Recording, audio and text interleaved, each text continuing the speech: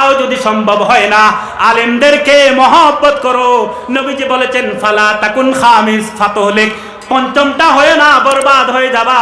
মুসলমান এই চিন্তা জীবনেও নিবা না যে আলিম হয়ে গেলে কেমনে খাইবে, কেমনে পড়বে, কেমনে চলবে। আপনারা দুনিয়ার দিকে তাকায় দেখো, দুনিয়া সৃষ্টি থেকে আজ পর্যন্ত কোরআনের পক্ষে যারা ছিল এরা সর্বশ্রেষ্ঠ সুখী, এবং কিয়ামত পর্যন্ত তারা শ্রেষ্ঠ সুখী। তাকে বলো সুবহানাল্লাহ। তাদের কাপড়ও ভালো, পোশাকও ভালো, সম্মানও শ্রেষ্ঠ, কিয়ামতের দিন শ্রেষ্ঠ মর্যাদা তাদের। সুতরাং আল্লাহ পাক পরবর্তীকার আলামিন অন্ততপক্ষে এই মাদ্রাসার প্রতি আমাদের সকলের নজর যেন রাখি।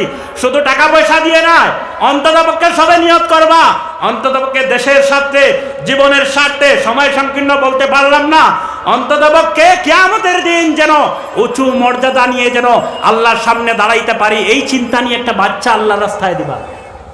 একটা বাচ্চা যদি আলিম বনে,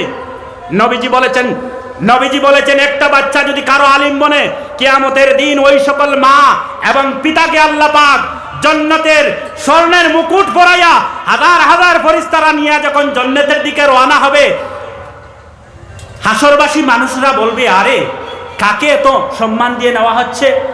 কেউ বলবে নাকি জলিলুল কদর পয়গম্বর মুসা আলাইহিস সালাম, কেউ বলবে না উনি তো ঈসা আলাইহিস সালাম, কেউ বলবে মুহাম্মদুর রাসূলুল্লাহ। হাসর থেকে আওয়াজ আসবে না উনি মুসা আলাইহিস সালাম নয়, ঈসা আলাইহিস সালাম নয়, উনি কোন জলিলুল কদর পয়গম্বর নয়, শ্রেষ্ঠ একজন আল্লাহর নবী মুহাম্মদুর রাসূলুল্লাহর উম্মত। সেই উম্মত একটা বাচ্চাকে আল্লাহর আলিম বানিয়েছিল, হাফিজ বানিয়েছিল, সেই আলিম এবং হাফিজের মা অথবা বাবা। বলো সুবহানাল্লাহ। সুতরাং আমি এমন এক মজলিসে কথা বলছি যে মজলিসে আমার ভিতরের যে কথাগুলা অন্ততপক্ষে সুরাইয়া সিতারা থেকে নিয়ে সমুদ্রের তলদেশের যে জ্ঞানগুলা অর্জন করা সম্ভব, এই বাচ্চারা অন্ততপক্ষে তোমরা বুঝতে পারবা। তোমরা এমন একটা জীবনের পথের দিকে রওনা দিয়েছো, এমন একটা রশি ধরে গিয়েছো যে রশির শুরুয়াত হয়েছে এই ময়দান থেকে, শেষ হবে জান্নাতুল ফেরদাউসে। বলো সুবহানাল্লাহ।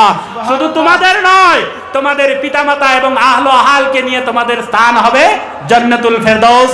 এই কথা বলে আল্লাহ পাক পরবর্তীকার আলামিনের সামনে যা বললাম, তোমাদের সামনে কোরআন এবং হাদিস থেকে যা বললাম, আমাকে এবং সবাইকে আমল করার তৌফিক দান করেন বলে আল্লাহুম্মা আমিন। ওয়া আখিরু দাওয়ানা আলহামদুলিল্লাহি রাব্বিল আলামিন। আসসালামু আলাইকুম।